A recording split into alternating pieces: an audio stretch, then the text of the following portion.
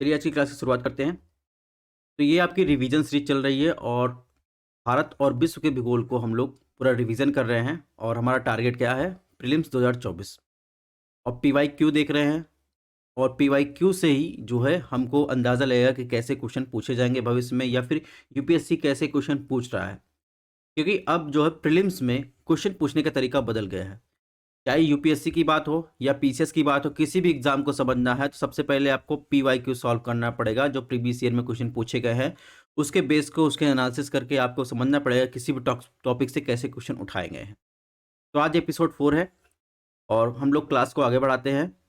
और इसके पहले हमने 4 एपिसोड में 2013 तक के सभी क्वेश्चन सॉल्व कर लिए हैं और इस लेक्चर में हम लोग 2011 से लेकर 2023 तक के जितने भी भारत और विश्व के भूगोल से जितने भी क्वेश्चन पूछे गए हैं उनको देखेंगे। ठीक है, तो आप लोग ध्यान से इस क्लास को पूरा देखिएगा। लगभग 12 क्वेश्चन इसमें सॉल्व करेंगे क्योंकि 2014 की बात करें तो इसमें लगभग 24 से 25 क्वेश्चन पूछे गए थे। पूरा इंडस्ट्री वगैरह को मिला दें तो भारत और विश्व के भूगोल से जो है 24 से 25 क्वेश्चन पूछे गए थे। ठीक है, तो इसकी पीडीएफ आपको हमारे कहाँ पर मिलेगी? टेलीग्राम चैनल पर मिलेगी। आप यहाँ से स्कैन कर सकते हैं या डिस्क्रिप्शन बॉक्स में लिंक दी गई वहाँ पर ज्वाइन कर सकते हैं। व्हाट्सअप पेज पर भी आपको मिल जाएगा डिटेल, वहाँ से भी आप ज्वाइन कर सकते हैं। तो 2014 के पहले क्वेश्चन की शुरुआत करते हैं। तो ये आपने पढ़ा होगा कॉन्टिनेंटल ड्रिफ्ट थ्योरी, उसी से क्वेश्चन पूछा गया है 2014 में। इसमें पूछा गया है निम्नलिखित में किस घटना ने जीवों के विकास को प्रभावित किया है? ऑप्शन 1 महाद्वीपीय प्रभाव बहाव यानी continental drift theory. Option 2 glacial cycle यानी हिमानी चक्र। नीचे दिए गए कोड का उपयोग करके सही उत्तर आपको बताना है ABCD में। ठीक है, तो आप सभी लोगों ने कॉन्टिनेंटल ड्रिफ्ट थ्योरी पढ़ा होगा।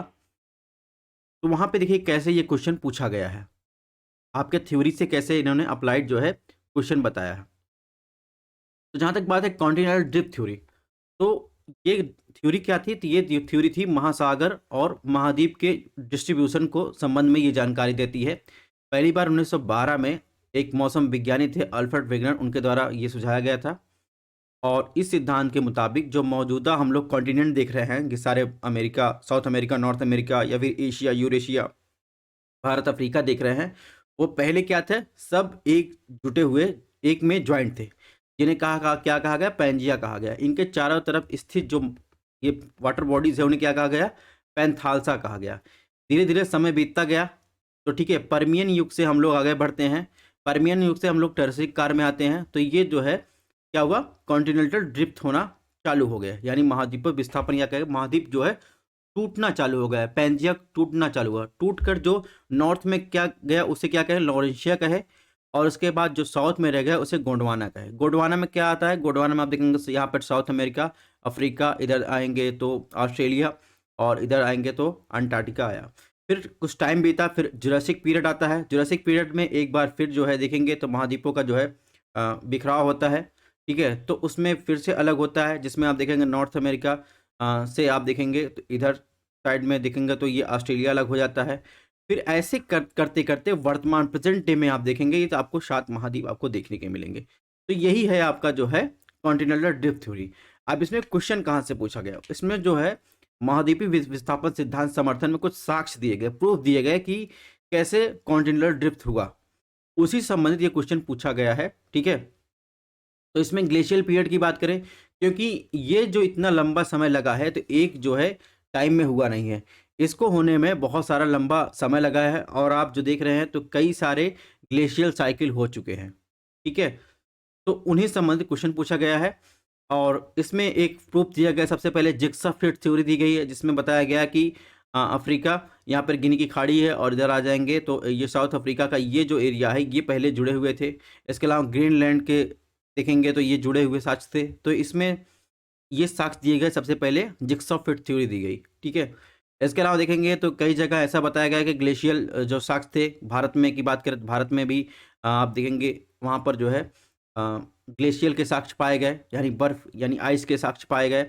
और ये भी बताया गया कि जो सबसे पहले जो यहाँ पर अगर सपोज साउथ अमेरिका में जो जीव पाए जाते थे तो वो उनके साक्ष्य देखेंगे अफ्रीका में पाए गए, और उसके अलावा देखेंगे अफ्रीका में जो जीव पाए उनके साक्ष्य इंडिया में भी पाए गए। ठीक है, तो उनके फॉसिल एविडेंस मिले। इसके द्वारा जो है इन सब बातों से हमको पता लगता है कि ये पूर्व में ये सारे कॉन्टिनेंट जुड़े हुए थे। तो इनमें देखा अल्फ्रेड वेगनर ने प्राचीन पौधों, जानवरों के जीवाश्मों, महाद्वीपों की सीमाओं, भौगोलिक विशेषताओं और खनिज संसाधनों का अध्ययन किया और अन्य महाद्वीपों की सीमाओं पर समान परिणाम पाए। जैसे आप देखेंगे, आप रशिया में देखेंगे तो कोयला पाया जाता है। कोयला आपको कहाँ मिलेगा? कोयला वहाँ मिलेगा जहाँ पर आप देखेंगे ट्रॉपिकल क्लाइमेट होगा, जहाँ जहाँ पर आप देखेंगे हाई टेम्परेचर होगा, ठीक है। और धीरे धीरे क्या होगा, वहाँ पर पड़ते जब फिर वहाँ पर कोयला का निर्माण होता है।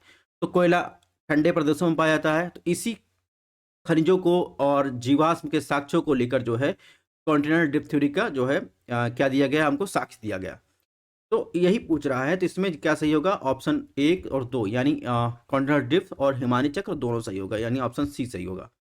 इसके अलावा एक प्लेट टेक्टोनिक थ्योरी भी दी गई है महाद्वीपों के निर्माण संबंधित में, इसको भी आपको पढ़ लेना है, ठीक है। तो इसमें यहाँ पर थ्योरी डिटेल में दी गई है, इसको आपको देख लेना है। अब आपको इसमें क्या ध्यान रखना है? इसमें एक ये ध्यान रखना, लिथोस्फीयर। लिथोस्फीयर क्या है? पृथ्वी के ठोस यानी बाहरी परत जिसमें क्रस्ट और ऊपरी मंडल शामिल होते हैं, क्या कहते हैं? लिथोस्फीयर कहते हैं। तो ये सारी चीज़ें आपको ध्यान रखना है। अब इसमें कुछ प्लेटों के बारे में हम लोग देख लेते हैं, और जिसमें आप देखेंगे कुछ प्रमुख प्लेटें होती हैं, जिसमें अंटार्कटिका प्लेट आती हैं, उत्तरी अमेरिका, साउथ अमेरिका प्लेट आती है, प्रशांत प्लेट आती है, इंडो ऑस्ट्रेलियन प्लेट आती है, पूर्वी अटलांटिक और अफ्रीकन प्लेट आती है, यूरेशिया प्लेट आती है, और कुछ देखेंगे तो माइनर प्लेटेड हैं, जैसे कोकोस प्लेट आती है, नजका प्लेट और अरेबियन प्लेट, फिलीपीन प्लेट। तो इन सबको आपको लोकेशन ध्यान रखना है।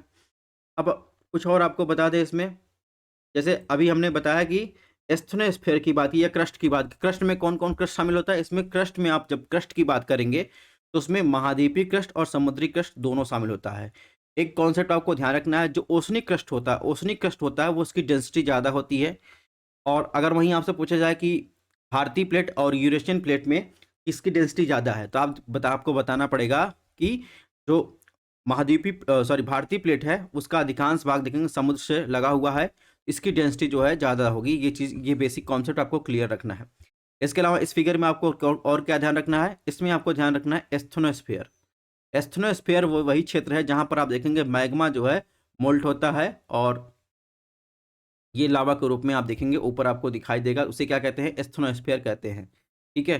तो पार्शली क्या होता है? मोल्टेन अवस्था में रहता है। और एक बात और ध्यान रखना है कि सतह से नीचे की तरफ जाने पर डेंसिटी लगातार बढ़ती नहीं है, कहीं कहीं कम होती है, कहीं कहीं आप देखेंगे ज़्यादा होती है, ठीक है। क्योंकि इसमें देखेंगे, कहीं आप देखेंगे मोल्टन अवस्था में पाया जाता है, कहीं आपको ठोस अवस्था में देखने को मिलेगा, ठीक है। और इसको पृथ्वी के क्रस्ट को, इंटीरियर क्रस्ट को सियाल, सीमा, निफिम में हम लोग डिवाइड करते हैं, यानी क्रस्ट, मेंटल, कोर में डिवाइड करते हैं। और इसके अलावा अब जहाँ तक बात करें प्लेट टेक्टोनिक थ्योरी की, 3 प्रकार की प्लेटों की सीमाएं बनाती हैं, जिसमें आप देखेंगे अभिसारी, जहाँ एक प्लेट दूसरे प्लेट की ओर गति करती है, ठीक है। और इसके अलावा देखेंगे अपसारी, सॉरी ये है अपसारी, एक प्लेट दूसरे प्लेट की तरफ जो है क्या करती है? डाइवर्ज होती है, ठीक है। इन्हें क्या कहते हैं? डाइवर्जन प्लेट बाउंड्री कहते हैं। और कन्वर्जन प्लेट बाउंड्री किसे कहते हैं? जहाँ एक प्लेट दूसरे प्लेट की ओर जो है गति करती है। और दूसरा होगा ट्रांसफॉर्म प्लेट बाउंड्री, ठीक है। तो ये चीज़ें आपको, बेसिक चीज़ें आपको ध्यान रखने हैं। अब नेक्स्ट क्वेश्चन की बात करते हैं। नेक्स्ट क्वेश्चन की बात करें तो इसमें क्वेश्चन नंबर 2 में क्या पूछा है? ऐसे पूछा है, भारत में मृदा अपरदन की समस्या निम्नलिखित में किससे संबंधित है? ऑप्शन 1 सीढ़ीदार खेती, ऑप्शन 2 वनों की कटाई, 3 उष्णकटिबंधीय जलवायु। आपको सही उत्तर बताना है ए, बी, सी, डी में कि जो सॉइल इरोजन की समस्या है वो इन तीनों में से किससे संबंधित है। चलिए फटाफट जो है आंसर दीजिए। जहाँ तक टेरिस कल्टीवेशन है और ट्रॉपिकल क्लाइमेट, इसका कोई जो है आप देखेंगे तो सॉइल इरोजन संबंधित नहीं है। लेकिन आप वनों की कटाई यानी डिफॉरेस्टेशन करेंगे तो उससे सॉइल इरोजन की समस्या बढ़ जाती है। तो इस प्रकार इसमें ऑप्शन 2 सही हो जाएगा। ये तो बेसिक कॉन्सेप्ट था, 2014 में ये क्वेश्चन पूछा गया है, इसका आंसर आपको पता ही होगा। अब हम लोग कुछ इससे संबंधित कुछ बेसिक कॉन्सेप्ट, या आपने पढ़ा होगा बायो ज्योग्राफी में, इसको पढ़ा होगा। अगर नहीं पढ़ा है तो यहाँ से रिवीजन कर लीजिए, कुछ कॉन्सेप्ट और क्लियर कर देते हैं। जैसे अगर बात करें मृदा निम्नीकरण, तो मृदा निम्नीकरण का मतलब होता है कि मृदा की गुणवत्ता में कमी आ रही, किसके द्वारा आती है? एक तो आता है जलीय अपरदन द्वारा यानी हाइड्रोलिक इरोजन द्वारा, दूसरा आता है वायु अपरदन जो आपको डेजर्ट एरिया में देखने को मिलेगा। हमारा ज़्यादा फोकस कहाँ रहेगा? जलीय अपरदन द्वारा। जलीय अपरदन में आप देखेंगे तो 4 प्रकार के अपरदन आपको देखने को मिलेंगे, जहाँ से प्रक्रिया स्टार्ट होती है। सबसे पहले आता है स्प्लैश इरोजन यानी भूत अपरदन, इसके बाद सीट इरोजन, फिर रिले इरोजन, फिर गली इरोजन। ये क्रम जो है इस बार के आर एग्जाम में, यूपी के एग्जाम में हुआ था आर में, उसमें भी ये क्रम पूछ लिया था कि किसके बाद कौन सा इरोजन होता है, इसको आपको ध्यान रखना है। स्प्लैश इरोजन की बात करें, स्प्लैश इरोजन वो होता है जब आप देखेंगे तो सबसे पहली बारिश होती है, धीरे धीरे बारिश होती है, तो उसमें ऊपर की जो मिट्टी रहती है तो उसमें बूंद की परत जो है धीरे धीरे क्या होता है, कटाव चालू होता था। फिर वही वर्षा तेज हो जाती है तो वो जो स्प्लैश इरोजन रहता है वो धीरे धीरे क्या होता है, उसकी जो सिल्ट होती परतें होती हैं वो उखड़ती जाती हैं, वहाँ पे इरोजन चालू हो जाता है। वर्षा की मात्रा और बढ़ती जाती है तो वही एक नाली की मात्रा आपको दिखाई देगी, छोटी छोटी नालियाँ यहाँ पर बन जाती है। और जब वर्षा की मात्रा और तेज हो जाती है तो ये सारी नालियाँ मिलकर जो है आप देखेंगे गली इरोजन का रूप ले लेती हैं, बड़े मात्रा में जो है इरोजन चालू हो जाता है। और गली इरोजन अंततः आप देखेंगे तो बेडलैंड टोपोग्राफी आपको दिखाई देगी। जैसे आप देखेंगे चंबल में आप देखेंगे तो आपको मालवा के पठारी एरिया में चंबल नदी अपवाह क्षेत्र में आप देखेंगे तो वहाँ पर देखेंगे गली इरोजन या अवनलिका अपरदन आपको दिखाई देगा, जिसे क्या कहते हैं, बीहड़ भूमि या बेडलैंड टोपोग्राफी कहते हैं। ठीक है, वही पंजाब के पर्वतीय क्षेत्र में आप देखेंगे तो रिले इरोजन के द्वारा निर्मित सतह क्या कहते हैं, चौस कहते हैं। ठीक है, तो ये तो बात हो गई मृदा निर्मित निम्नीकरण की। तो यहाँ पर वही चीज़ें दी गई हैं, इसको आपको देख लेना है। और इसके अलावा इसमें क्या ध्यान रखना है, कुछ बेसिक कॉन्सेप्ट है जो आपको ध्यान रखना है। जैसे सॉइल कंजर्वेशन और मैनेजमेंट की बात जब हम करें, यानी मृदा संरक्षण और उसके प्रबंधन की बात करते हैं, तो आप देखेंगे मृदा संरक्षण और प्रबंधन और जल संसाधन संरक्षण और प्रबंधन और वन संरक्षण और प्रबंधन के द्वारा ही हम क्या कर सकते हैं, वन्य जीव संरक्षण और प्रबंधन भी कर सकते हैं। ठीक है, यानी इन तीनों के संरक्षण और प्रबंधन के साथ ही हम जो है वन्य जीव और इन्वायरमेंट का जो है हम लोग संरक्षण कर सकते हैं। तो ये आपका काम कहाँ देगा, ये आपके मेंस आंसर राइटिंग में जो है काम देगा, और कहीं कहीं अप्लाइड क्वेश्चन पूछ लिया तो वहाँ पर काम देगा। इसके अलावा अगर बात करें तो मृदा को संरक्षण और प्रबंधन संबंधित कौन कौन सी विधियाँ अपनाई जाती है, तो आपको ध्यान रखना है जब भी आप आंसर लिखेंगे तो उसमें ध्यान रखना है कि मृदा संरक्षण प्रबंधन से संबंधित सबसे पहले क्या जैविक विधियाँ अपनाई जानी चाहिए। ठीक है, उसके बाद यांत्रिक विधियाँ। अब दोनों में अंतर क्या है और दोनों से क्वेश्चन पीटी में पूछा जाता है, इसको मैं अभी समझाता हूँ। तो जैविक विधियों की बात करें तो जैविक विधियों की सबसे पहले आपको क्या करना है, दोषपूर्ण जो कृषि की जाती है उसमें सुधार करना चाहिए। कैसे, तो शुष्क कृषि क्षेत्र का विकास करना चाहिए, उसमें वृक्षारोपण करना चाहिए। कृषि विधि में आप देखेंगे सस्य वैज्ञानिक विधियां उपयोग करना चाहिए, जिसमें आप देखेंगे तो सबसे पहले क्या होता है, कृषि विज्ञान विधियों में आप देखेंगे एग्रो फॉरेस्टोलॉजिकल मेथड अपनाना चाहिए, वो कई टाइप से हो सकता है। ठीक है, दूसरा आप देखेंगे मल्चिंग यानी पलवार बना के आपको खेती करनी चाहिए। ठीक है, ताकि सॉइल इरोजन ना हो। तीसरा आप देखेंगे कंटूर फार्मिंग की जानी चाहिए, यानी समोच्च रेखिक खेती की जानी चाहिए, ताकि देखेंगे तो यहाँ पर सॉइल इरोजन ना हो। चौथा स्ट्रिप फार्मिंग की जानी चाहिए, यानी पट्टीदार खेती की जानी, ताकि जो है सॉइल इरोजन ना हो और ना कि मृदा की जो है निम्नीकरण में कोई समस्या है। तो ये चीज़ें आपको ध्यान रखनी है। अब आपको सबसे ज़्यादा क्वेश्चन यहाँ से पूछा जाता है, तो मृदा के संरक्षण प्रबंधन के संबंधित आप देखेंगे सबसे ज़्यादा क्वेश्चन आता है पेटीएम में यांत्रिक विधियों से। तो कंटूर ट्रेंचिंग, कंटूर ट्रेंचिंग क्या है, एक मैकेनिकल जो है मैनेजमेंट प्रोसेस है सॉइल इरोजन को रोकने के लिए। तो इसमें क्या किया जाता है, इसमें देखेंगे तो आप ढलानों पर क्या किया, छोटे छोटे गड्ढे कर दिए जाते हैं। ठीक है, तो इसे क्या है, कंटूर ट्रेंचिंग कहते हैं। और कंटूर टेरेसिंग की बात करें तो टेरेसिंग मतलब छत होता है, तो यहाँ पर सीढ़ीदार देखेंगे कि तो खेती की जाती है, यहाँ पर जो है ऐसे ऐसे लाइनें बनाकर यहाँ पर खेती की जाती हैं ताकि सॉइल का इरोजन ना हो सके। बेसिन लिस्टिंग, यहाँ पर देखेंगे तो ये ऐसे ऐसे लाइनें बना दी जाती हैं, बेसिन बनाया जाता है बीच बीच में पानी, और ताकि इरोजन को रोका जा सके और मैनेजमेंट किया जा सके।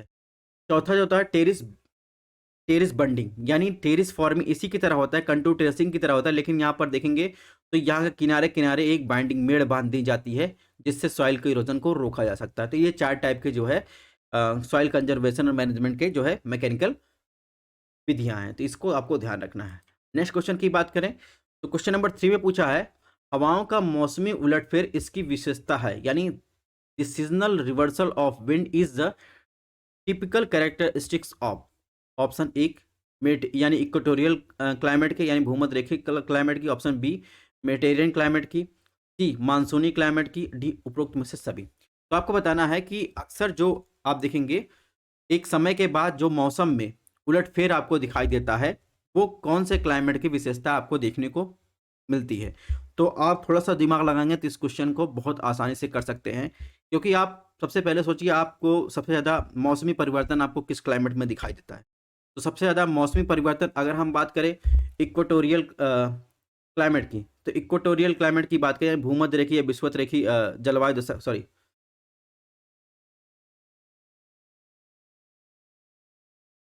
अगर विषुवत रेखीय जलवायु दशा की बात करें तो यहाँ पर आपको बहुत ज़्यादा चेंज आपको देखने को नहीं मिलेगा, ठीक है। लेकिन अगर वहीं मानसूनी टाइप क्लाइमेट की बात करें तो यहाँ पर आपको क्लाइमेट में ज़्यादा चेंजेस आपको देखने को मिलेगी, यानी मौसम में आपको ज़्यादा उलटफेर देखने को मिलेगा। इस प्रकार इसमें ऑप्शन सी सही हो जाएगा, ठीक है। अब अब हम आपको समझा देते हैं जिससे क्वेश्चन बहुत ज़्यादा पूछे जाते हैं, जिसमें आपको प्राकृतिक वनस्पति के प्रकार, उनके वितरण और क्लाइमेट रीजन से संबंधित क्वेश्चन जो है आपको बहुत ज़्यादा पूछे जाते हैं। जहाँ तक ओवरऑल देखें तो 0 से 10 डिग्री नॉर्थ और साउथ क्रम में आपको कैसी क्लाइमेट मिलेगी, विषुवत रेखीय जलवायु दशा मिलेगी, और उसमें कैसे वन मिलेंगे, विषुवत रेखीय सदाबहार वन मिलेंगे। अब इनकी विशेषता क्या है हम लोग आगे देखेंगे, सबसे पहले ओवरऑल व्यू आपको देख लेते हैं। 10 से 30 डिग्री नॉर्थ और साउथ क्रम में महाद्वीप के पूर्वी तट में आपको मानसूनी टाइप क्लाइमेट मिलेगी, जहाँ पर हम लोग रहते हैं। वहीं पश्चिम में आपको जो है मरुस्थलीय प्रदेश देखने को मिलेगा, यानी मरुस्थलीय डेजर्ट क्लाइमेट देखने को मिलेगा। और महाद्वीप के बीच में 10 से 30 की बात करें, उसके महाद्वीप के बीच में आपको सूडान या सावाना क्लाइमेट देखने को मिलेगा। वहीं 30 से 45 डिग्री नॉर्थ से साउथ क्रम में महाद्वीप के पूर्व की बात करें तो आपको चेन टाइप क्लाइमेट, और पश्चिम में बात करें भूमध्य सागरीय क्लाइमेट देखने को मिलेगा। और मध्य में आप देखेंगे स्टेपी टाइप क्लाइमेट आपको देखने को मिलेगा, ठीक है, यानी इसे महाद्वीपी जलवायु दशा भी कहते हैं। और 45 से 60 आप देखेंगे तो पूर्व में आपको कैसा क्लाइमेट, लॉरेंशियन टाइप, और पश्चिम में आप देखेंगे तो ब्रिटिश टूल क्लाइमेट देखने को मिलेगा। मध्य की बात करें महाद्वीपी यानी 45-60 के बीच में आप देखेंगे साइबेरियन टाइप, और 60 से 90 के बीच में आपको टुंड्रा टाइप क्लाइमेट देखने को मिलेगा। तो इसमें सबसे ज़्यादा क्वेश्चन कहाँ से पूछे जाते हैं, सबसे ज़्यादा क्वेश्चन आप देखेंगे तो मानसूनी टाइप क्लाइमेट से, ट्रॉपिकल यानी आप बात करें सॉरी इक्वेटोरियल टाइप क्लाइमेट से, और भूमध्य सागरीय, इन तीनों जलवायु दशा की विशेषता से सबसे ज़्यादा क्वेश्चन आते हैं। इसके अलावा सूडान और स्टेपी से, तो इनके बारे में हम लोग जो है डिटेल में देखेंगे। तो सबसे पहले बात करेंगे विषुवत रेखीय जलवायु प्रदेश की। विषुवत रेखीय जलवायु प्रदेश में आप देखेंगे विषुवत रेखीय सदाबहार वन पाए जाते हैं।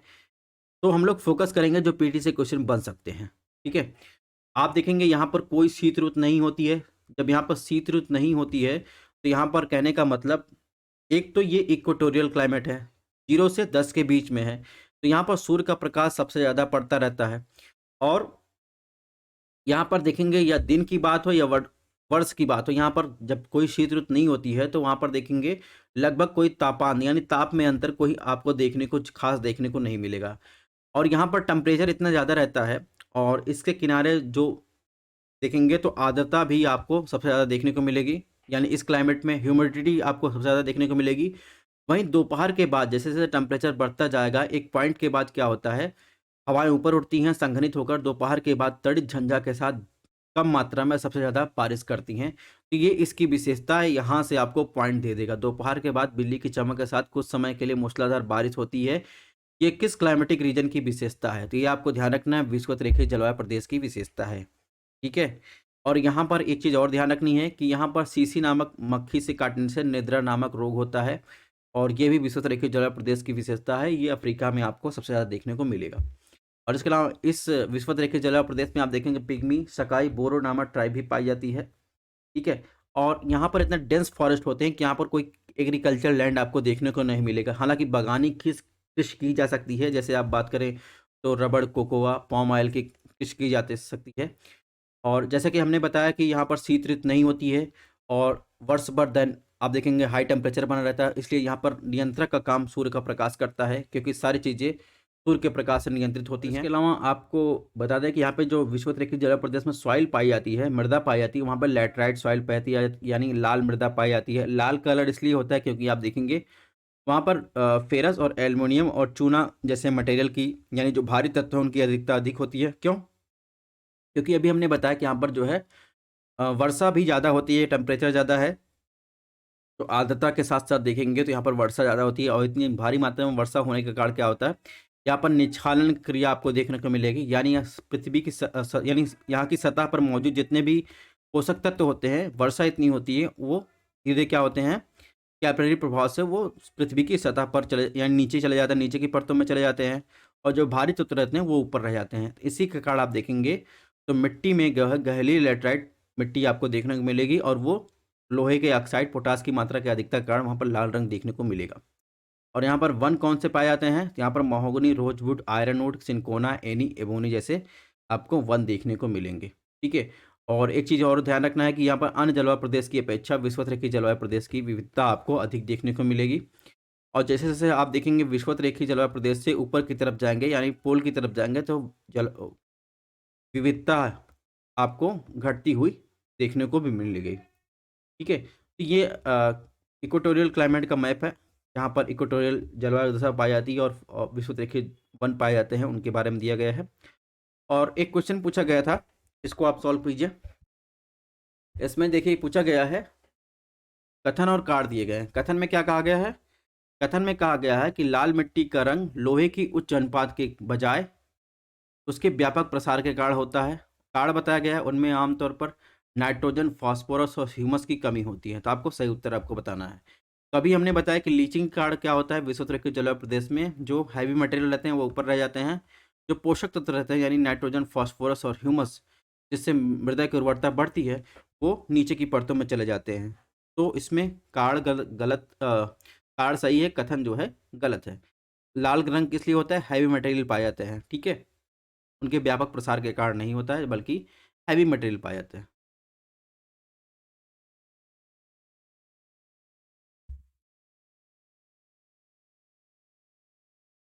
तो इसमें क्या हो जाएगा? ए कथन गलत, कार्ड सही, यानी इसमें ऑप्शन बी सही हो जाएगा। ऐसे एक क्वेश्चन और पूछा गया था, इसमें आपको बताना है कि इसमें कथन कार्ड दिया गया है, इसमें बताएं विषुवत-रेखीय बायोम सबसे घना और सर्वाधिक जैवभार वाला बायोम है। कार्ड बताया गया है विषुवत-रेखीय वन क्षेत्र वर्ष भर उच्च वर्षा और उच्च तापमान होता है। तो आपको बताना है कौन सा, इसमें ए बी सी डी में कौन सा जो है आंसर सही है। तो फटाफट इसका आंसर दीजिए। तो इसमें देखेंगे तो अभी हमने बताया कि विषुवत-रेखीय जलवायु प्रदेश में आपको डाइवर्सिटी आपको ज़्यादा देखने को मिलेगी, ज़्यादा जैवभार वाला देखने को मिलेगा कार्ड, क्योंकि वहाँ पर देखेंगे वर्ष भर आप देखेंगे उच्च वर्षा होती है, तापमान भी उच्च बना रहता है, जिससे डाइवर्सिटी भी आपको ज़्यादा देखने को मिलेगी। तो इसमें ए आर दोनों सही है, आर ए की सही व्याख्या कर रहा है, ये भी आपको ध्यान रखना है। अब मानसूनी टाइप क्लाइमेट की बात कर लेते हैं, जिसे आप देखेंगे तो पूर्वी तटीय मानसूनी प्रदेश भी कहते हैं, और इसमें जो है जो फॉरेस्ट पाया जाता है उन्हें मानसूनी या पर्णपाती वन भी कहते हैं। यहाँ पर मौसमी परिवर्तन देखने को मिलेगा, इसी से क्वेश्चन पूछा गया है। ठीक है, यूपीएससी में इसी से क्वेश्चन पूछा गया है। तापमान में वार्षिक चक्र पाया जाता है। ठीक है, यहाँ पर आप देखेंगे तो आपको वर्षा का मौसम देखने को मिलेगा, और यहाँ पर ठंडी, सर्दी, गर्मी ये सब सारी चीज़ें देखने को मिलेगी। वर्षा में आपको कई सारी परिवर्तनशीलता भी देखने को मिलेगी। ठीक है, वर्षा तथा वनस्पति में आप देखेंगे अलग-अलग जगह अलग-अलग टाइप की आपको वनस्पतियाँ देखने को मिलेंगी। ठीक है, और यहाँ पर उष्णकटिबंधीय चक्रवातों की भी अधिकता देखने को मिलेगी, और जहाँ यहाँ पर नियंत्रक होता है, जैसे विषुवत-रेखीय जलवायु प्रदेश में जो पूरे क्लाइमेटिक रीजन को जो है नियंत्रित कर रहा था वो सूर्य का प्रकाश था, लेकिन यहाँ पर वर्षा की मात्रा जो है निर्धारित करती है। यहाँ पर भी आप देखेंगे वर्षा की मात्रा देखेंगे तो 70 से 200 सेंटीमीटर होती है। तो यहाँ पे कौन सॉइल पाई जाएगी? लैटराइट सॉइल भी पाई जाएगी। तो ये आपको ध्यान रखना है, लैटराइट सॉइल यहाँ पर पाई जाती है। इसके अलावा यहाँ पर मानसूनी और पर्णपाती वन में आप देखेंगे साल, टीक, नीम, बबूल, बांस, चंदन, तेंदू, ठीक है, पलाश, खेर, ऑक्सवुड और सैडलवुड जैसी जो आपको लकड़ियाँ देखने को मिलेगी। तो इस साल 2014 में मानसूनी टाइप क्लाइमेट से 2-3 क्वेश्चन एक ही साल पूछे गए हैं अलग-अलग अप्लाइड क्वेश्चन में। तो आपको ये चीज़ें ध्यान रखनी है जो चीज़ें हम हाईलाइट कर रहे हैं। और इसके अलावा सूडान टाइप क्लाइमेट की बात करें या सवाना टाइप क्लाइमेट की बात करें, यहाँ पर छोटे पेड़ के साथ आपको घास के मैदान भी देखने को मिलेगी। यहाँ पर एक कॉन्टिनेंट जलवायु दशा आपको देखने को मिलेगी, क्योंकि महाद्वीप के बीच में पाई जाती है, और यहाँ पर हरमट्टन, खमसिन जैसी लोकल विंड्स आपको देखने को मिलेगी। और यहाँ पर देखेंगे तो इस घास के मैदान को यानी सूडान टाइप क्लाइमेट को क्या कहते हैं? लंबी घास या बड़े शिकारों की भूमि भी कहा जाता है। ठीक है? जैसे कोलंबिया, वेनेजुएला में लानोस, ब्राज़ील में कैंपोस कहा जाता है। इसके अलावा इसी आप देखेंगे क्लाइमेटिक रीजन में आपको मसाई और हौसा जैसी प्रमुख जनजातियाँ आपको देखने को मिलेगी। ठीक है? यहाँ पर सॉइल कौन-सी पाई जाती है? रेड चेस्टनट टाइप सॉइल आपको देखने को मिलेगी। और इसके अलावा देखिए इसी से क्वेश्चन पूछा गया था एक बार, ये पीछे से पूछा गया था कि निम्नलिखित में किस प्राकृतिक क्षेत्र को बड़े शिकारों की भूमि कहा जाता है? Land of big games. तो लैंड ऑफ बिग गेम्स जो है ट्रॉपिकल सवाना रीजन को कहा जाता है। ये चीज़ें आपको ध्यान रखनी। और इसके अलावा देखिए अभी हमने कुछ ट्राइब की बात की, तो अफ्रीका में जो प्रमुख जनजातियाँ हैं उनके बारे में थोड़ा सा रिवीजन कर लेते हैं। जैसे बद्दू जनजाति आपको कहाँ मिलेगी? ये आपको सहारा मरुस्थल में देखने को मिलेगी। पिग्मी आपको कहाँ मिलेगी? कांगो बेसिन में देखने को मिलेगी। बुशमैन बुशमैन आप देखेंगे कालाहारी और नामीबिया और बोत्सवाना रीजन में आपको देखने को मिलेगी। जुलू ट्राइब आप देखेंगे साउथ अफ्रीका में देखने को मिलेगी। मसाई ये आपका पूर्वी अफ्रीका केन्या में देखने को मिलेगा। ओरोमा ओरोमा इथियोपिया में देखने को मिलेगा। नूबा की बात करेंगे आपको सूडान में देखने को मिलेगा। इसके अलावा आप देखेंगे फुलानी ट्राइब आप देखेंगे पश्चिमी अफ्रीका में आपको देखने को मिल जाएगा। वहीं बंतू ट्राइब की बात करें तो पूर्वी मध्य दक्षिणी अफ्रीका में देखने को मिलेगा। और लावो बगाड़ा जनजाति की बात करें तो ये विक्टोरिया लेक के आसपास आपको देखने को मिलेगा। क्यूक और कावा केन्या के जो है माउंटेनियन रीजन में आपको देखने को मिलेगी। इसके अलावा देखेंगे चेन टाइप क्लाइमेट की बात करें, यहाँ पर देखेंगे तो एक मिश्रित वन पाया जाता है। मिश्रित वन की बात करें तो जैसे इसमें मानसूनी वन की विशेषता और लॉरेंसियन टाइप विशेषता दोनों की पाई जाती है, इसलिए यहाँ पर मिश्रित वन पाया जाता है।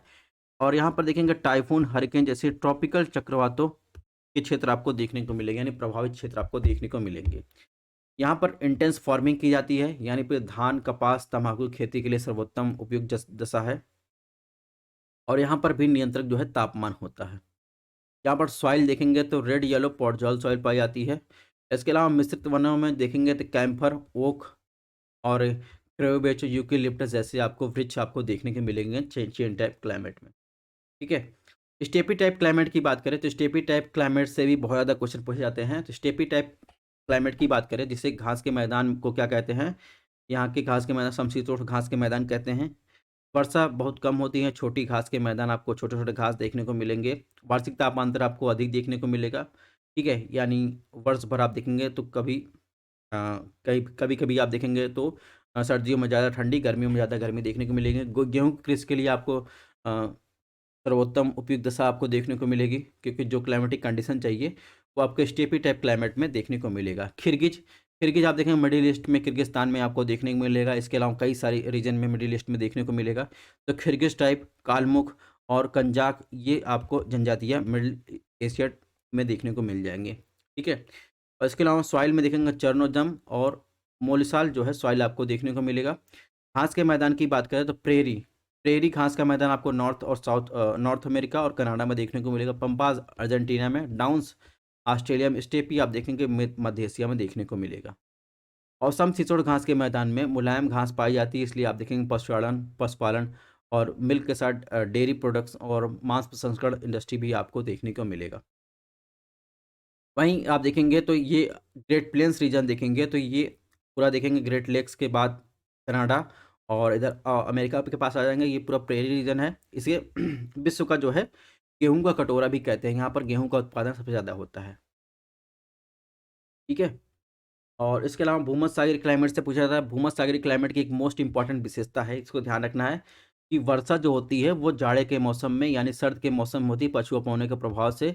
और गर्मी का मौसम यहाँ पर शुष्क रहता है। यहाँ गर्मी के मौसम में वर्षा नहीं होती है। यहाँ की जलवायु जो होती है फलों की खेती के लिए सबसे उपयुक्त है। उसमें भी आप देखेंगे साइट्रस फल जो होते हैं, रसदार फल होते हैं, जिनसे सबसे ज़्यादा उपयुक्त होते हैं, जिनसे आप देखेंगे तो वहाँ पे शराब उद्योग आपको देखने को ज़्यादा मिलेगा। इसके साथ साथ अगर शराब उद्योग है तो वहाँ पर देखेंगे तो मीट प्रोसेसिंग इंडस्ट्री भी आपको देखने को ज़्यादा मिलेगी, ठीक है। और मिश्रित वन भी पाया जाता है जिसमें जैतून, अंगूर, नींबू, संतरा, पाइन ओक जैसे आपको अ, वन देखने को मिलेंगे। इसके अलावा अगर बात करें, अब एक कॉन्सेप्ट और आपको समझा देते हैं जिससे आपको क्वेश्चन पूछे जाएंगे। अब देखिए, यहाँ से 0 से 90 डिग्री यानी विषुवत रेखीय जलवायु दशा और की बात करें, विषुवत रेखीय जलवायु दशा और मानसूनी टाइप क्लाइमेट की बात करें, तो यहाँ पर इतना तापमान जो है सबसे ज़्यादा देखने को मिलेगा। और कार्बनिक पदार्थ यानी यहाँ पर जो कार्बनिक पदार्थ का अपघटन होता है, जो उनके लिए जैविक गतिविधियाँ चाहिए जीव की, वो आपको ज़्यादा देखने को मिलेगी, ठीक है। लेकिन इतना ज़्यादा यहाँ पर वर्षा होती है कि सारे जो पोषक तत्व रहते हैं वो नीचे चले जाते हैं और यहाँ पर अम्लीयता सबसे कम। और यहाँ पर जो मिट्टी का ह्यूमस रहता है, अभी मैंने बताया पोषक तत्व नाइट्रोजन की बात करें, फास्फोरस की बात करें और ह्यूमस की बात करें, वो नीचे की परतों में चले जाते हैं। यहाँ पर ह्यूमस का अभाव आपको देखने को मिलेगा, ठीक है। ह्यूमस का मतलब क्या होता है? मृदा का गाढ़ेपन से होता है, यानी जितनी गाढ़ी मृदा आपको देखने को मिलेगी उतना ही आप देखेंगे तो मिट्टी की उर्वरता आपको ज़्यादा देखने को मिलेगी। और चीन टाइप क्लाइमेट की बात करें, चीन टाइप में आप देखेंगे तापमान सबसे अधिक होता है, ठीक है। और कार्बनिक पदार्थ का विघटन की दर भी अधिक होती है। यहाँ पर अम्लीयता जो है कम होती है। सूक्ष्म जीवों और लीचिंग कार्य जो है यहाँ पर हम देखेंगे ह्यूमस कम हो जाता है। तो इसमें तापमान और वर्षा के कारण जो है ह्यूमस कम हो जाता है, लेकिन यहाँ पर जो है सूक्ष्मजीव और लीचिंग कारण यहाँ पर जो है देखेंगे, यहाँ पर ह्यूमस का अभाव हो जाता है। लारेंशियन टाइप क्लाइमेट की बात करें, यहाँ पर तापमान अधिक होता है, कार्बनिक पदार्थों का विघटन दर भी अधिक होता है, अम्लीयता कम होती है, लेकिन आप देखेंगे ह्यूमस जो है आपको वृद्धि देखने को मिलेगी। ना तो यहाँ पर वर्षा ज़्यादा हो रही है, ना तो ऐसा कुछ हो रहा है, इसलिए आपको ह्यूमस आपको ज़्यादा देखने को मिलेगा। साइबेरियन टाइप क्लाइमेट की बात करें तो यहाँ पर तापमान जो है बहुत ज़्यादा कम आपको देखने को मिलेगा। कार्बनिक पदार्थों के विघटन की दर आपको जो है नगण्य देखने को मिलेगी।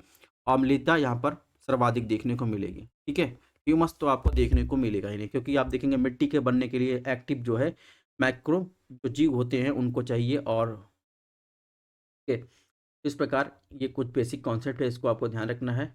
इसके अलावा कुछ चीज़ें और ध्यान रखनी है, जैसे कभी कभी पूछा जाता है मेगाफाइट।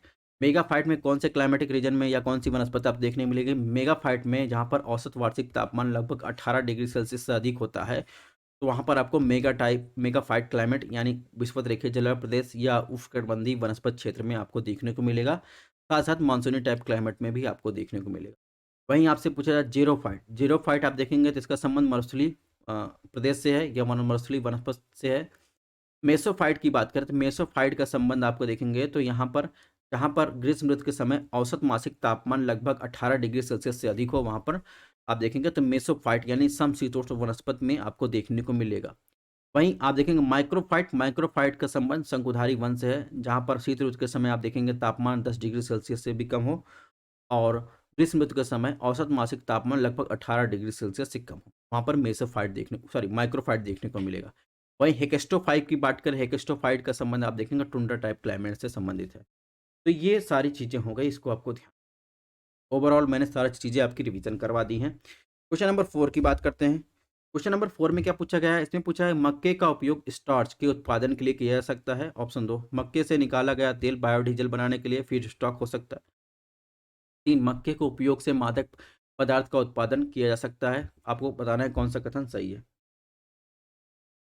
तो मक्के की जहाँ तक स्टार्च की बात करें, स्टार्च क्या है? स्टार्च आमतौर पर प्रकृति में पाया जाने वाला कार्बोहाइड्रेट्स है और मनुष्य के लिए खाद्य ऊर्जा का प्राथमिक स्रोत है। बायोडीजल की बात करें, बायोडीजल जैविक स्रोत से प्राप्त होता है और डीजल के समान ही ट्रेडिशनल डीजल के समान ही आपको क्षमता देखने को मिलेगी। ठीक है, और भारत का पहला बायोडीजल संयंत्र देखेंगे ऑस्ट्रेलिया के सहयोग से काकीनाडा में सेज में स्थापित किया जा रहा है। और इसके अलावा देखेंगे तो किण्वन के द्वारा मक्के से जो है आप देखेंगे मादक पेय पदार्थ भी बनाए जाते हैं। तो इस प्रकार इसमें देखेंगे तो ऑप्शन डी सही हो जाएगा। वहीं आपसे पूछा जाए मक्के को उत्पादन में भारत के अगर राज्यों की स्थिति पूछा जाए तो आपको ध्यान रखना है मक्का का सबसे ज़्यादा उत्पादन कहाँ होता है? कर्नाटका में। इसके बाद देखेंगे तो मध्य प्रदेश में, फिर केरला, फिर तेलंगाना में। ठीक है, उत्तर प्रदेश का नंबर 10वें स्थान पर आएगा। तो ये क्रोनोलॉजी आपको ध्यान रखना। नेक्स्ट क्वेश्चन की बात करें, क्वेश्चन नंबर 5 से क्या पूछा गया है? इसमें पूछा गया है गन्ना उत्पादन के लिए सतत गन्ना पहल के रूप में ज्ञात व्यवहारिक दृष्टिकोण के क्या महत्व हैं? यानी सस्टेनेबल शुगर केन इनिशिएटिव, इसके संबंध में आपको बताना है इसके व्यवहारिक दृष्टिकोण के क्या महत्व है। ऑप्शन 1, पारंपरिक खेती की तुलना में इसमें बीज की लागत बहुत कम है। ऑप्शन 2, इसमें ड्रिप सिंचाई का अभ्यास बहुत ही प्रभावी ढंग से किया जा सकता है। ऑप्शन 3, इसमें रासायनिक अकार्बनिक उर्वरकों का प्रयोग बिल्कुल भी नहीं होता है। ऑप्शन 3 और खेती की पारंपरिक विधि की तुलना में इसमें अंतर फसल इंटरक्रॉपिंग की गुंजाइश अधिक है। तो इसमें आपको बताना है कि जो सस्टेनेबल शुगर केन इनिशिएटिव है उसके द्वारा जो है इस चारों में से क्या सही है। तो जहाँ तक बात करें कि जो गन्ने की सतत उपयोग की बात कर रहा है, उसमें ऐसी बात नहीं कि वहाँ पर जो है कोई भी उर्वरक का उपयोग नहीं किया जा सकता है, इसमें ऐसा कुछ नहीं कहा गया है। जबकि 1, 2, 4 जो है ये सारी बातें की गई हैं। ठीक है, इनके बारे में हम लोग देखेंगे तो यहाँ पर देखिए सतत गन्ना पहल का उद्देश्य क्या है? मुख्य रूप से गन्ने की खेती करना, जिस तरह से इनपुट और विधियों का उपयोग किया जाता है। इसमें आप देखेंगे बीज का कम उपयोग करना, पानी का कम उपयोग करता, उर्वरकों और भूमि का इष्टतम उपयोग। ठीक है, इसका उद्देश्य इनपुट लागत को भी कम करना, इसलिए ऑप्शन 1 सही है। इसका मूल आधार कृषि में कम के साथ अधिक प्राप्त करना है। ठीक है, और इसके अलावा देखेंगे तो जो है इसकी प्रोडक्टिविटी बढ़ाने के लिए, और इसमें देखेंगे तो इंटरक्रॉपिंग की गुंजाइश है और ड्रिप सिंचाई पद्धति का उपयोग किया जा सकता है। ठीक है, और जहाँ तक उसमें अकार्बनिक पदार्थ की बात कर रहा है तो ऐसी बात नहीं है, उसमें अकार्बनिक पदार्थ की जो है यूज किया जा सकता है। और ये सतत गन्ना पहल की बात करें, नाबार्ड द्वारा एक क्रेडिट प्लस दृष्टिकोण है जो गन्ने की खेती के जुड़ाव ड्रिप सिंचाई प्रणाली को एकीकृत करता है। ठीक है, तो इस प्रकार इसमें ऑप्शन बी सही हो जाए।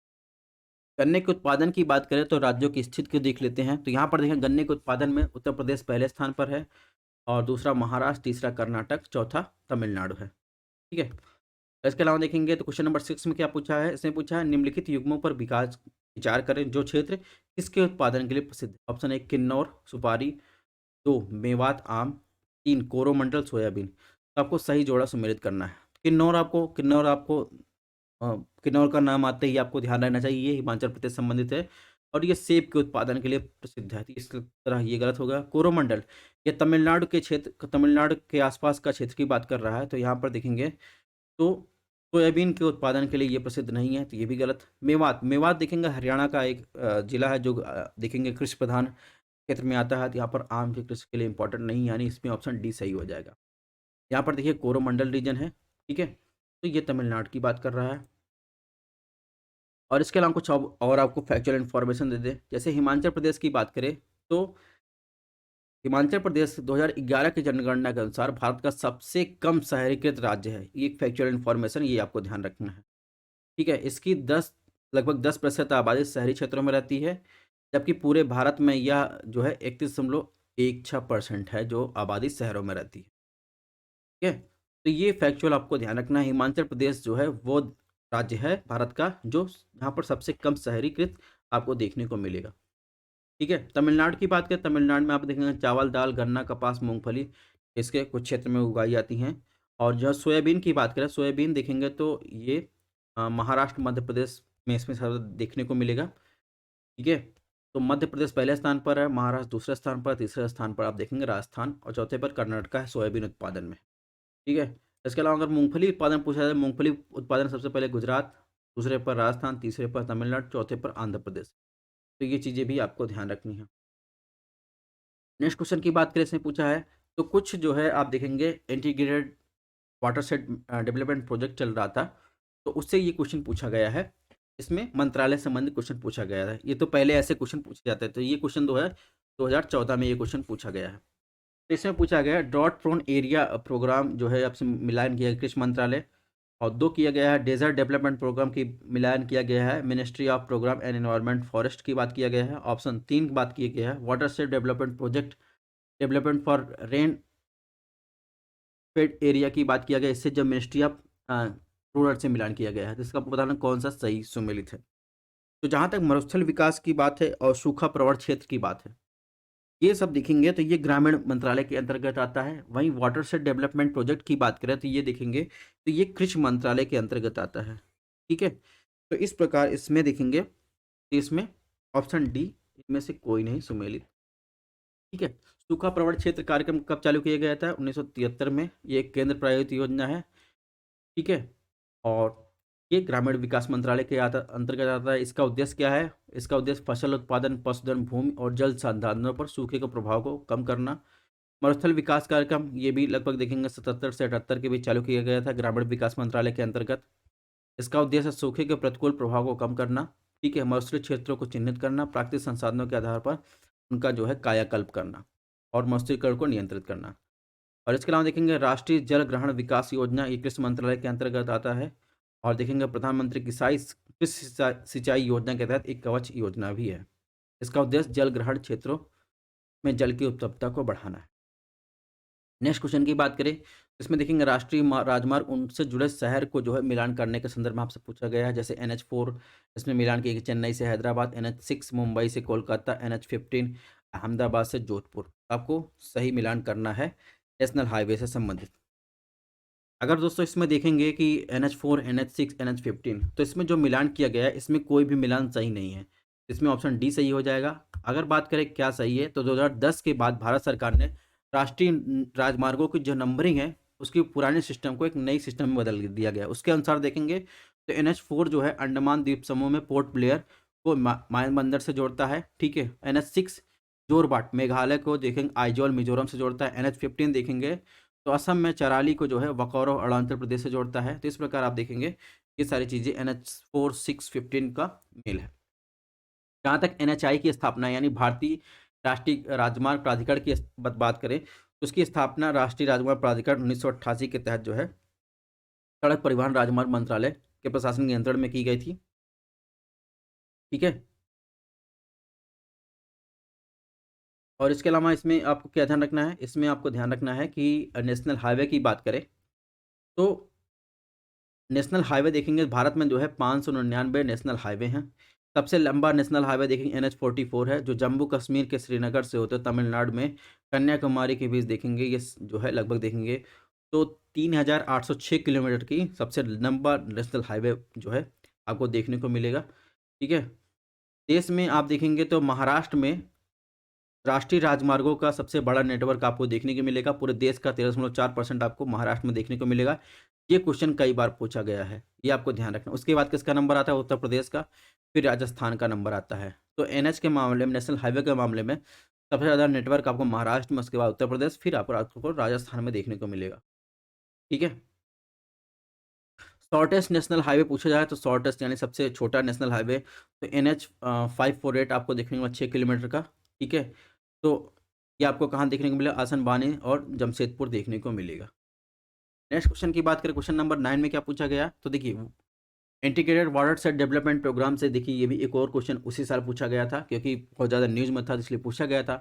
तो एकीकृत वाटर सेट प्रोग्राम विकास योजना को लागू करने के क्या लाभ है? मृदा अपवाह की रोकथाम करना, ठीक है, यानी prevention of soil run of, option 2। देश में 12 मासी नदियों को मौसमी नदियों से जोड़ना, ठीक है, यानी आप देखेंगे इसमें हिमालय नदियों की बात कर, प्रायद्वीपीय नदियों को रिवर लिंकिंग की बात कर रहा है, ऑप्शन 2। वर्षा जल संचयन और भूल जल स्तर में उसका रिचार्ज करना, पुनर्भरण करना, ऑप्शन 4। प्राकृतिक वनस्पति का पुनर्जनन करना, यानी आप देखेंगे रिजनरेशन की बात कर रहा है, नेचुरल वेजिटेशन का आपको सही उत्तर बताना है integrated watershed development programme की। तो आप देखेंगे integrated watershed development programme की बात करें तो ग्रामीण विकास मंत्रालय के एक फ्लैगशिप कार्यक्रमों में से एक है, और 2009 से 10 क्षेत्र में 3 क्षेत्रों के विकास करने के बाद इसे कार्यान्वित किया जा रहा है, जिसमें आप देखेंगे डेजर्ट डेवलपमेंट प्रोग्राम, जिससे क्वेश्चन आ चुका है, सूखा प्रवण क्षेत्र कार्यक्रम, एकीकृत बंजर भूमि विकास कार्यक्रम। ठीक है, तो एकीकृत जल विभाजक विकास कार्यक्रम का मुख्य उद्देश्य क्या है? मिट्टी, वनस्पति आवरण और जल जैसे प्राकृतिक संसाधनों का दोहन, संरक्षण और विकास करना, मिट्टी के अपवाह की रोकथाम करना, वर्षा जल संचयन और जो ग्राउंड वाटर है उनको रिचार्ज करना। ठीक है, लेकिन अगर बात करें इसका उद्देश्य जो है, इसमें ऑप्शन में जो दिया गया 12 मासी नदियों को मौसमी नदियों से जोड़ना, यानी हिमालयी नदियों को प्रायद्वीपीय नदी से जोड़ना, तो इसका कोई उद्देश्य ये नहीं आता। इसमें ऑप्शन 2 गलत हो जाएगा, यानी कहने का मतलब इसमें ऑप्शन जो है कि सही हो जाएगा। तो ये तो 2014 में क्वेश्चन पूछा गया। 2022-23 की बात करें तो इसमें ऑप्शन दे देगा, केवल 1 कथन सही है, केवल 2 कथन सही है, केवल 3 कथन सही है, ऑप्शन डी इनमें से कोई नहीं सही। तो इस तरीके से क्वेश्चन पूछ। क्वेश्चन नंबर 10 में क्या पूछा गया? क्वेश्चन नंबर 10 पूछा गया है, निम्नलिखित में कौन सा द्वीप समूह 10 डिग्री चैनल द्वारा एक दूसरे से अलग करता है? ऑप्शन 1 अंडमान और निकोबार, ऑप्शन बी निकोबार और सुमात्रा, ऑप्शन सी मालदीव और लक्षद्वीप, ऑप्शन डी सुमात्रा और जावा। तो 10 डिग्री चैनल की बात करते हैं तो 10 डिग्री चैनल आप देखेंगे तो लिटिल अंडमान और निकोबार को अलग करता है, लेकिन इसमें अंडमान निकोबार है तो इसमें ऑप्शन ए सही हो जाएगा। इसके अलावा 9 डिग्री चैनल की बात करें तो लक्षद्वीप को जो है मिनिकॉय आइलैंड को जो है ये अलग करता है। वहीं 8 डिग्री चैनल की बात करें मिनिकॉय को मालदीव से अलग करता है। ठीक है, डेक्कन पासेस की बात करें तो डेक्कन पासेस आपको देखेंगे लिटिल अंडमान और देखेंगे इधर आ जाएंगे तो रुतलैंड आइसलैंड के बीच आपको देखने को मिलेगा। ठीक है, और इसमें आपको क्या ध्यान रखना है, और बाकी चीज़ें तो हम लोग देख चुके हैं। हाँ, इसमें नॉर्थ अंडमान पे आप देखेंगे नारकोंडम आइसलैंड आपको देखने को मिले, जहाँ पर आप देखेंगे तो सुसुप्त ज्वालामुखी एक है वो आपको देखने को मिलेगा। वहीं आप देखेंगे तो बैरन आइलैंड पर आप देखेंगे तो एक देखेंगे तो एक ज्वालामुखी आपको देखने को मिलेगा बैरन आइलैंड पर। ठीक है, जो अभी जागृत है। यहाँ पर देखिए स्टेट ऑफ मलक्का है, तो यहाँ पर देखें हिंद महासागर को पैसिफिक या साउथ चाइना सी से जोड़ता है, या पैसिफिक ओशियन कर लीजिए। ठीक है, तो state of Malacca, state of सुंडा, इनका क्रम एक बार क्वेश्चन पूछा गया था। लोम्बोक स्टेट, यह भी आपको ध्यान रखना है। इनके क्वेश्चन जैसे पूछे गए तो उसको आगे आएगा तो उसके बारे में हम लोग चर्चा करेंगे। अभी क्वेश्चन को सॉल्व कर लेते हैं। क्वेश्चन नंबर 11 में क्या पूछा गया है? इसमें निम्नलिखित जोड़ियों पर विचार करें। ऑप्शन 1 डंपर टाइगर रिजर्व मिलान किया गया है मिजोरम, तो गुमटी wild life sanctuary Sikkim, option 3 Taramati park Nagaland. तो आपको बताना है कौन सा सुमेलित है। तो सबसे पहले आप देखिए डंपा टाइगर रिजर्व कहाँ है। ठीक है, डंपा टाइगर रिजर्व की बात करें तो डंपा टाइगर रिजर्व जो है अभी हाल फिलहाल में न्यूज़ था, क्योंकि वहाँ पर एक नए प्रजाति मेंढक की खोजी गई है। इसके अलावा देखेंगे वहाँ पर स्नो लेपर्ड देखने को मिला था। तो बात करें तो डंपा टाइगर रिजर्व आपको मिजोरम में देखने को मिलेगा। वहीं त्रिपुरा में आप देखेंगे तो गुमटी वाइल्ड लाइफ सेंचुरी देखने को मिलेगी। और वहीं आप देखेंगे नागालैंड में आप देखेंगे माउंट सारामती देखने को मिलेगा। माउंट सारामती से बहुत सारा क्वेश्चन आए हैं। तो इसमें देखेंगे तो गुमटी गुमटी का यहाँ मिला सिक्किम से किया गया है, लेकिन गुमटी कहाँ स्थित है, त्रिपुरा में स्थित है। तो ऑप्शन 2 इसमें एलिमिनेट कर दीजिए, बचा ऑप्शन सी। हालांकि अब एलिमिनेशन मेथड चलता नहीं, तो जो चीज़ें हैं वो आपको ध्यान रखनी है।